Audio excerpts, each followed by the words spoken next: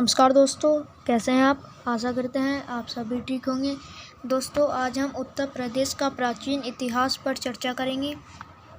चलो दोस्तों, बिना किसी देरी के वीडियो स्टार्ट करते हैं। Question number first, Uttar Pradesh के किस नवपाषाणिक पुरास्थल से धान की खेती के साक्ष्य मिले हैं? बताइए। बेलन नदी घाटी, गंगा नदी घाटी, लोहदा नाला क्षेत्र या फिर कोल्डी हवा। इसका सही उत्तर हो जाएगा ऑप्शन नंबर डी, कोल्डी हवा। इसका सही उत्तर हो जाएगा ऑप्शन नंबर डी, कोल्डी हवा। अब हम अगले प्रश्न की ओर बढ़ते हैं। क्वेश्चन नंबर है हमारा 2। पूरा पाषाण कालीन स्थल बेलन नदी घाटी का साक्ष्य उत्तर प्रदेश के किस जनपद से प्राप्त हुआ है? वाराणसी से, लखनऊ से, इलाहाबाद से या फिर इटावा से। इसका सही उत्तर हो जाएगा ऑप्शन नंबर सी, इलाहाबाद से। अब हम अगले प्रश्न की ओर बढ़ते हैं। Question number 3। लोहे की खोज उत्तर प्रदेश के किस जनपद में हुई थी? लोहे की खोज उत्तर प्रदेश के किस जनपद में हुई? वाराणसी में, लखनऊ में, मेरठ में या फिर मुरादाबाद में। इसका सही उत्तर हो जाएगा ऑप्शन नंबर ए, वाराणसी में लोहे की खोज हुई थी। अब हम अगले प्रश्न की ओर बढ़ते हैं। मध्य पाषाण कालीन स्थल सराय नाहर राय उत्तर प्रदेश के किस जनपद में स्थित है? इलाहाबाद में, एटा में, प्रतापगढ़ में या फिर जौनपुर में। इसका सही उत्तर हो जाएगा ऑप्शन नंबर सी, प्रतापगढ़ में। अब हम अगले प्रश्न की ओर बढ़ते हैं। Question number 5। बेलन नदी घाटी की खुदाई किसके निर्देशन में कराई गई? बेलन नदी घाटी की खुदाई किसके निर्देशन में कराई गई? आप अनुमान लगाइए कि इसका सही आंसर क्या हो जाएगा। इसका सही उत्तर हो जाएगा option number D, professor G.R.. Sharma ने करवाई थी। बेलन नदी घाटी की खुदाई प्रोफेसर जी.आर. शर्मा ने करवाई थी। अब हम अगले प्रश्न की ओर बढ़ते हैं। Question number 6। उत्तर प्रदेश के किस पुरापाषाणिक स्थल से अस्थि निर्मित मातृ देवी की प्रतिमा प्राप्त हुई है?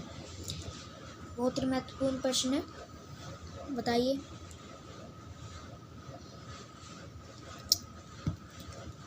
इसका सही उत्तर हो जाएगा ऑप्शन नंबर सी, लोहदा नाला क्षेत्र से। अब हम अगले प्रश्न की ओर बढ़ते हैं। Question number 7।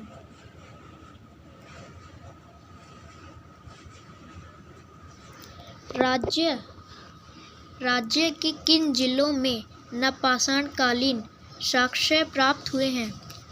राज्य के किन जिलों से नवपाषाण कालीन साक्ष्य प्राप्त हुए हैं? इलाहाबाद से, मिर्जापुर से, सोनभद्र से या फिर उपयुक्त सभी।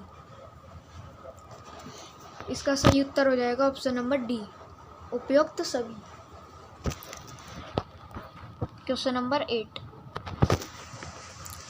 निम्नलिखित में से कौन सा नवपाषाणिक स्थल उत्तर प्रदेश में स्थित है? कौन सा उत्तर प्रदेश में स्थित है नवपाषाणिक स्थल? इसका सही उत्तर हो जाएगा ऑप्शन नंबर बी, कोल्डी हवा उत्तर प्रदेश में स्थित है नवपाषाणिक, कोल्डी हवा। इसका सही उत्तर हो जाएगा ऑप्शन नंबर बी। अब हम अगले प्रश्न की ओर बढ़ते हैं। Question number 9। सिंधु घाटी सभ्यता का सबसे पूर्वी स्थल आलमगीरपुर कहाँ स्थित है? सिंधु घाटी सभ्यता का सबसे पूर्वी स्थल आलमगीरपुर कहाँ पर स्थित है? ये स्थित है मेरठ में। तो इसका सही आंसर हो जाएगा ऑप्शन नंबर सी, मेरठ में। आलमगीरपुर स्थित है मेरठ में। अब हम अगले प्रश्न की ओर बढ़ते हैं।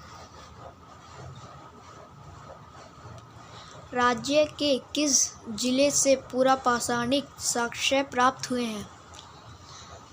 बहुत महत्वपूर्ण प्रश्न है। इलाहाबाद से, सोनभद्र से, चंदौली से या फिर उपयुक्त सभी। इसका सही उत्तर हो जाएगा ऑप्शन नंबर डी, उपयुक्त सभी। अब हम अगले प्रश्न की ओर बढ़ते हैं। Question number 11। उत्तर प्रदेश में ताम्र पाषाणिक सभ्यता का साक्ष्य किस स्थान से प्राप्त हुआ है? बताइए।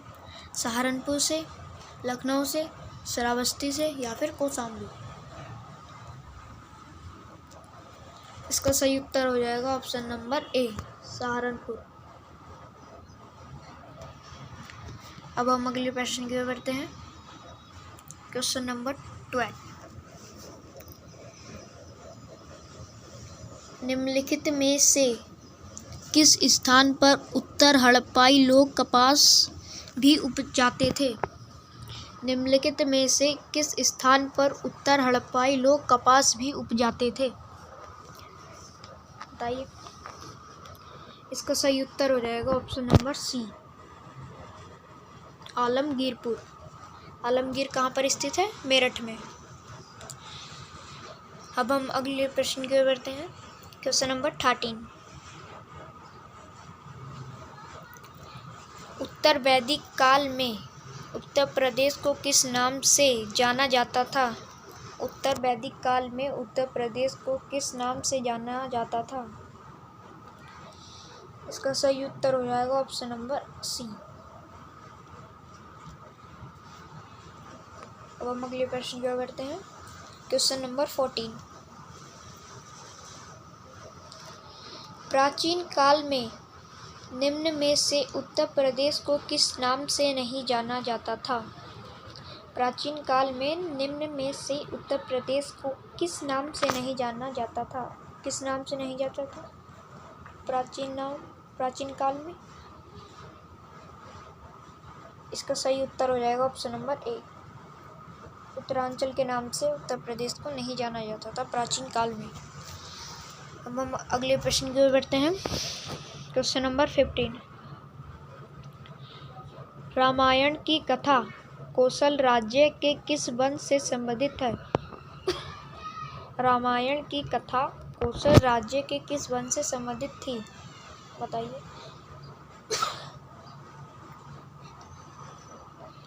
आप अनुमान लगाइए कि इसका सही आंसर क्या हो जाएगा। इसका सही उत्तर हो जाएगा ऑप्शन नंबर ए, इक्ष्वाकु वंश। अब हम अगले प्रश्न की ओर बढ़ते हैं। Question number 16। Question number 16। कुषाणों की द्वितीय राजधानी थी क्या? अयोध्या, साकेत, कौशाम्बी या फिर मथुरा। इसका सही उत्तर हो जाएगा ऑप्शन नंबर डी, मथुरा। अब हम अगले प्रश्न की ओर बढ़ते हैं। Question number 17। कौन सा महाजनपद उत्तर प्रदेश में स्थित नहीं था? कौन सा? इसका सही उत्तर हो जाएगा option number D, Uttar Pradesh में अंग नहीं था। ये बिहार का है। कहाँ का? बिहार का। बिहार के भागलपुर का। इसलिए इसका सही उत्तर हो जाएगा ऑप्शन नंबर डी, अंग। अब हम अगले प्रश्न की ओर बढ़ते हैं। Question number 18। मल महाजनपद उत्तर प्रदेश के किस जनपद में स्थित है? मल महाजनपद उत्तर प्रदेश के किस जनपद में स्थित था? गोरखपुर में, बलिया में, कुशीनगर में या फिर फैजाबाद में? इसका सही उत्तर हो जाएगा ऑप्शन नंबर सी, कुशीनगर में मल महाजनपद स्थित था। अब हम अगले प्रश्न की ओर बढ़ते हैं। Question number 19। चेदी महाजनपद उत्तर प्रदेश के किस जिले में स्थित था? चेदी महाजनपद उत्तर प्रदेश के किस जिले में स्थित था? इलाहाबाद में, बांदा में, बदायूं में या फिर बलरामपुर में? इसका सही उत्तर हो जाएगा ऑप्शन नंबर बी, बांदा में चेदी महाजनपद स्थित था। अब हम अगले प्रश्न की ओर बढ़ते हैं। Question number 20। कपिलवस्तु वर्तमान उत्तर प्रदेश के किस जनपद में अवस्थित है? कपिलवस्तु वर्तमान उत्तर प्रदेश के किस जनपद में अवस्थित था? गोंडा में, गोरखपुर में, गौतम बुद्ध नगर में या फिर सिद्धार्थ नगर में? आप अनुमान लगाइए कि इसका सही आंसर क्या हो जाएगा। इसका सही उत्तर हो जाएगा option number D, Siddharth Nagar में। अब हम अगले प्रश्न की ओर बढ़ते हैं। Question number 21। महाजनपदों में से कितने महाजनपद वर्तमान उत्तर प्रदेश वाले भूभाग में स्थित थे? 5 महाजनपद, 7 महाजनपद, 8 महाजनपद या फिर 6 महाजनपद? इसका सही उत्तर हो जाएगा ऑप्शन नंबर सी, 8 महाजनपद। इसका सही उत्तर हो जाएगा ऑप्शन नंबर सी। अब हम अगले प्रश्न की ओर बढ़ते हैं। Question number 22। बौद्ध धर्म का पालना किस राज्य को कहा जाता है? बौद्ध धर्म का पालना किस राज्य को कहा जाता है? ये किस राज्य को कहा जाता है? बिहार को, झारखंड को, उत्तर प्रदेश को या फिर हिमाचल प्रदेश को? इसका सही उत्तर हो जाएगा ऑप्शन नंबर सी, उत्तर प्रदेश को बौद्ध धर्म का पालना कहा जाता है। अब हम अगले प्रश्न की ओर बढ़ते हैं। Question number 23। ऋषिपत्तन या मुगदाब का आधुनिक नाम क्या है? बताइए। इसका सही उत्तर हो जाएगा option number D, Sarnath.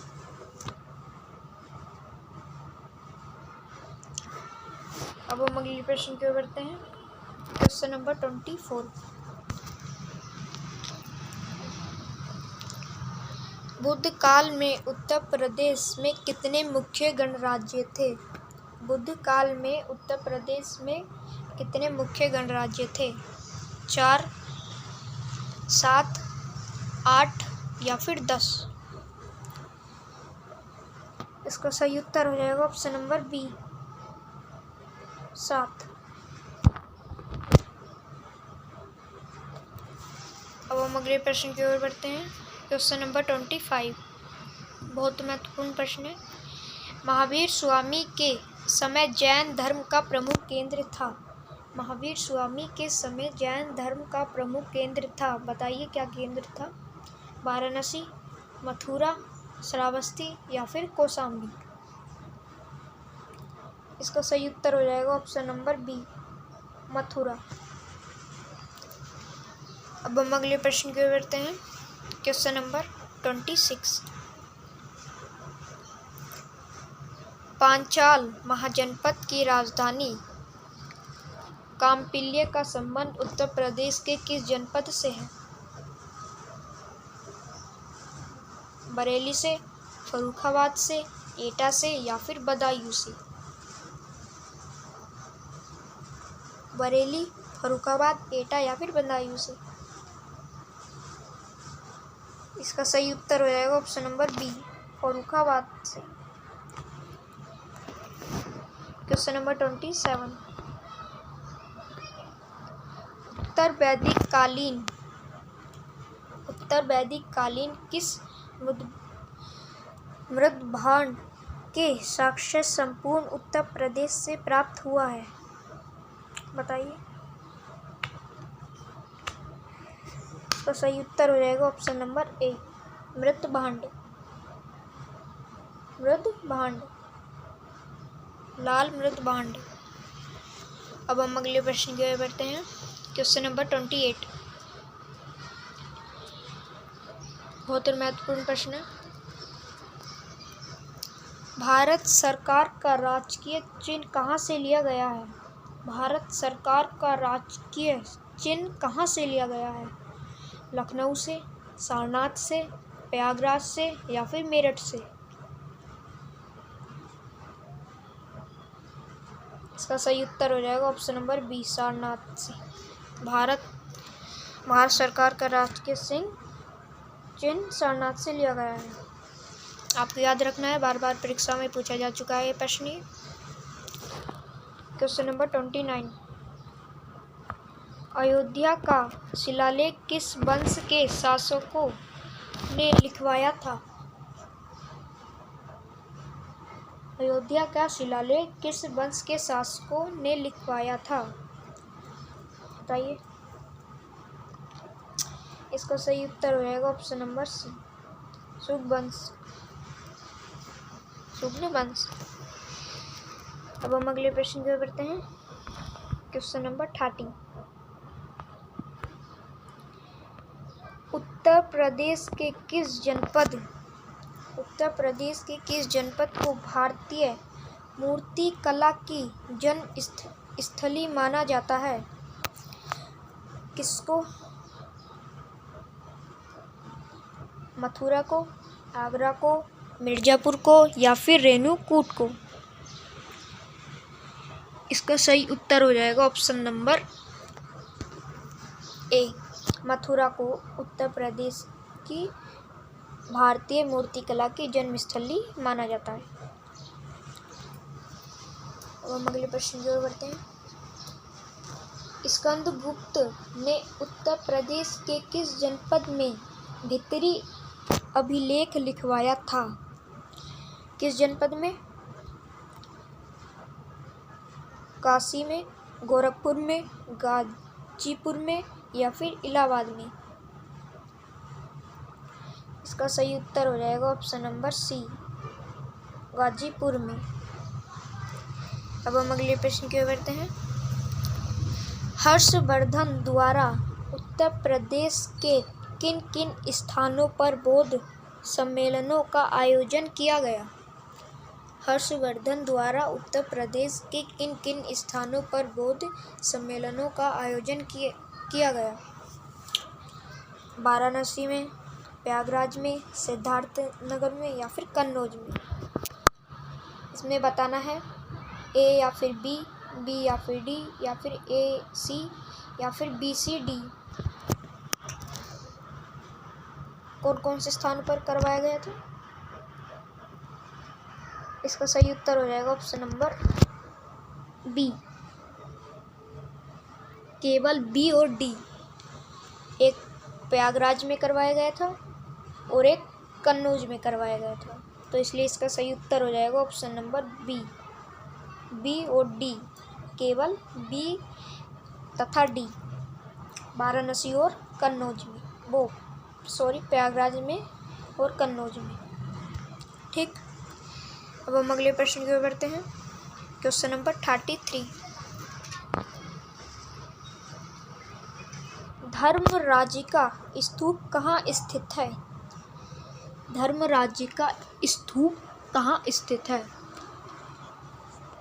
Sarnath में, प्रयागराज में, अवध में या फिर सांची में? इसका सही उत्तर हो जाएगा ऑप्शन नंबर ए, सारनाथ में। ठीक। अब हम अगले प्रश्न की ओर बढ़ते हैं। क्वेश्चन नंबर 34, ये हमारा अंतिम प्रश्न होगा। उत्तर प्रदेश में स्थित महाजनपदों को उनके वर्तमान स्थानों से सुमेलित करते हुए दिए गए कूट की सहायता से उत्तर दें। ठीक, बताइए।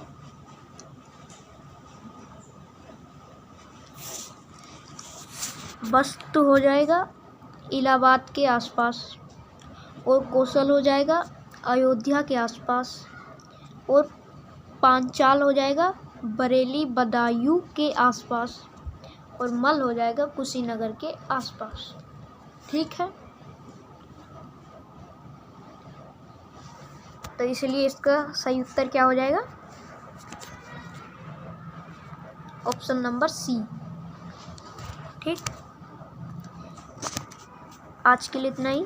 यदि आपको हमारी वीडियो पसंद आई हो तो हमारी वीडियो को लाइक करना ना भूलें, और यदि आप हमारे चैनल पर नए हैं तो हमारे चैनल को सब्सक्राइब करना ना भूलें। और ऐसी ही वीडियो देखने के लिए आप हमको इंस्टाग्राम पे भी फॉलो कर सकते हैं। इंस्टाग्राम की लिंक आपको डिस्क्रिप्शन बॉक्स में मिल जाएगी। आज के लिए इतना ही, मिलेंगे नेक्स्ट वीडियो में। तब तक के लिए जय हिंद।